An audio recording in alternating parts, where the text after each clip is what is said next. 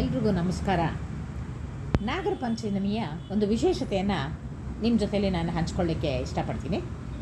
ಸನಾತನ ಧರ್ಮದಲ್ಲಿ ಪ್ರತಿಯೊಂದರಲ್ಲೂ ದೇವರನ್ನು ಕಾಣುವಂಥ ಒಂದು ಪರಂಪರೆ ನಮ್ಮದು. ಚೇತನ ರೂಪದ ಪಂಚಭೂತ ವಸ್ತುಗಳಾದ ಭೂಮಿ, ನೀರು, ಅಗ್ನಿ, ವಾಯು, ಆಕಾಶ, ಈ 5 ವಸ್ತುಗಳಲ್ಲಿ ಎಲ್ಲವೂ ಅಡಕಾಗಿದೆ ಅಂತ ಅಂದ್ಬಿಟ್ಟು ನಾವು ಹೇಳ್ತಾ ಇರ್ತೀವಿ. ಅದೇ ರೀತಿಲಿ ಮನುಷ್ಯ, ಪ್ರಾಣಿ, ವೃಕ್ಷ, ಬಂಡೆ ಈ ಎಲ್ಲನ ಮೈಳೈಸಿ ಒಂದು ಶಕ್ತಿ ತುಂಬಿರುತ್ತೆ. ಇಂಥ ಪರಂಪರೆಯಿಂದ ಹುಟ್ಟಿ ಬಂದ ನಾವು ಪ್ರತಿಯೊಂದನ್ನು ಪೂಜಿಸ್ತಾ ಇರ್ತೀವಿ. ಪ್ರಾಣಿಗಳಾದಂಥ ನವಿಲು, ಇದು ದೇವಿ ಸರಸ್ವತಿ ಮತ್ತು ಸುಬ್ರಹ್ಮಣ್ಯನ ವಾಹನ ಅಂತ ನಿಮಗೆಲ್ಲ ಗೊತ್ತು. ಶಿವನ ವಾಹನ ಅಂತಂದರೆ ವೃಷಭ, ವಿಷ್ಣುವಿನ ವಾಹನ ಗರುಡ, ಗೋವು ಕೃಷ್ಣನದು. ಹಾಗೆಯೇ ಚಾಮುಂಡಿ ತಾಯಿಗೆ ಸಿಂಹ ವಾಹನ ಆದರೆ ಅವು ಎಲ್ಲ ದೇವತೆಗಳಲ್ಲೂ ನಾವು ಕಾಣ್ಬೋದು. ಶೇಷಶಯನ ವಿಷ್ಣು, ಕಂಠಾಭರಣ ಶಿವನಿಗೆ, ಹೊಟ್ಟೆಯಲ್ಲಿ ಸುತ್ತಕೊಂಡಂತಹ ಗಣಪ, ದುರ್ಗಾಮಾತೆಯ ಕಿರೀಟದಲ್ಲಿ ಸಹ ಇದು ಶೋಭಿಸ್ತಾ ಇರುತ್ತೆ. ಈ ಕಾರಣದಿಂದ ನಾಗ ದೇವರು ಅಂತ ಅಂದ್ಬಿಟ್ಟು ನಾವೇನಂತೀವೋ ಇವನು ಪ್ರತ್ಯಕ್ಷ ದೇವರಾಗಿರ್ತಾನೆ. ನಾಗನ ಇತಿಹಾಸವನ್ನು ನಾವು ನೋಡಿದ್ರೆ ಪರಶುರಾಮನ ಸೃಷ್ಟಿಯಾದ ದಕ್ಷಿಣ ಕನ್ನಡದಲ್ಲಿ ಹೆಚ್ಚು ನಾವು ನೋಡ್ತಾ ಇರ್ಬೋದು. ಇದನ್ನು ತುಳುನಾಡಲ್ಲಿ ನಾಗಖಂಡ ಅಂತ ಕೂಡ ಕರೀತಾರೆ.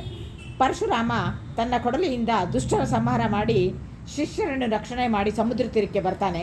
ಅದಾಗಲೇ ಅವನು ತಾನು ಗೆದ್ದ ಭೂಮಿ ಇರ್ಬೋದು, ಸಂಪತ್ತು, ರಾಜ್ಯ ಎಲ್ಲವನ್ನು ಬ್ರಾಹ್ಮಣರಿಗೆ ದಾನ ಮಾಡಿಬಿಡ್ತಾನೆ.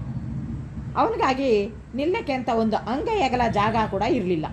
ತನ್ನ ಕೊಡಲಿಯನ್ನು ತೆಗೆದುಕೊಂಡು ಸಮುದ್ರದಲ್ಲಿ ಎಸೆದ್ಬಿಡ್ತಾನೆ. ಅದು ಎಷ್ಟು ದೂರ ಬೀಳುತ್ತೋ ಅಷ್ಟು ದೂರದವರೆಗೂ ಸಮುದ್ರ ಹಿಂದೆ ಸರಿಯುತ್ತೆ. ಹಿಂದೆ ಸರಿದಂಥ ಸಮುದ್ರ ಕೆಳಗೆ ಸರ್ಪಗಳ ಸಂತತಿ ಲಕ್ಷೋಪಲಕ್ಷ ಸಂಖ್ಯೆಯಲ್ಲಿ ಇರ್ತವೆ. ಅವು ನೀರಿಲ್ಲದೆ ಶಾಖದ ತಾಪದಿಂದ ಒದ್ದಾಡಿ ಸಂಕಟ ಪಡೋಕ್ಕೆ ಶುರು ಮಾಡಿಬಿಡ್ತವೆ.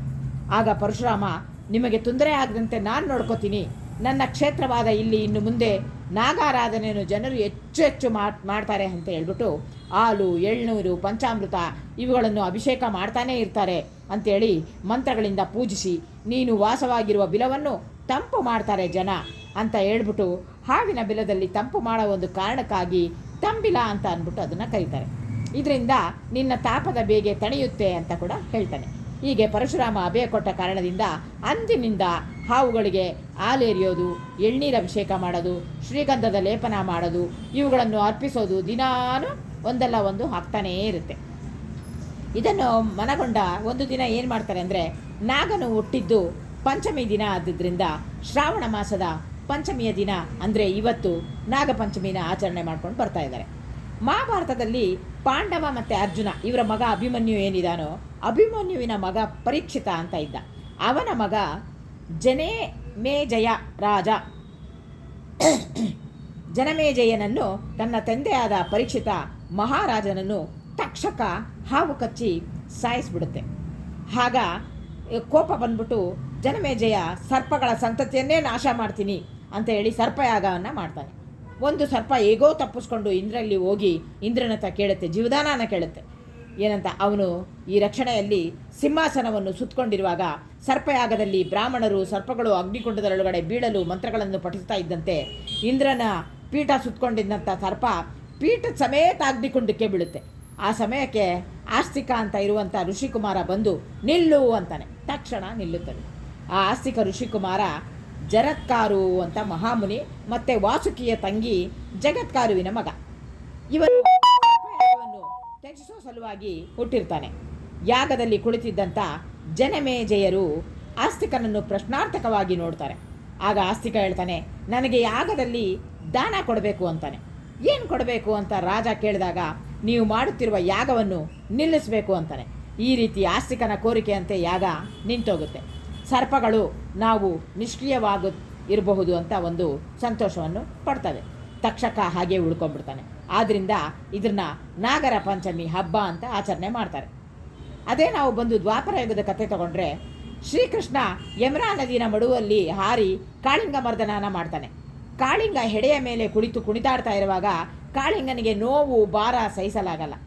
ಕ್ಷಮೆ ಯಾಚಿಸಿ ಅದನ್ನು ನೋಡಿ ಶರಣಾಗ್ತಾನೆ. ಅದು ನಾಗರ ಪಂಚಮಿ ದಿನ ಆದ್ರಿಂದ ಈ ದಿನವನ್ನು ತಿರ್ಗಾ ನಾವು ನಾಗರ ಪಂಚಮಿ ಹಬ್ಬ ಅಂತ ಆಚರಣೆ ಮಾಡಲಿಕ್ಕೆ ಸಾಧ್ಯ ಆಯಿತು. ಇನ್ನೊಂದು ವ್ರತ ಮಹಾತ್ಮೆಯ ಕತೆ ಪ್ರಕಾರ ಸತ್ಯೇಶ್ವರಿ ಅಂತ ದೇವತೆ ಇದ್ಲು.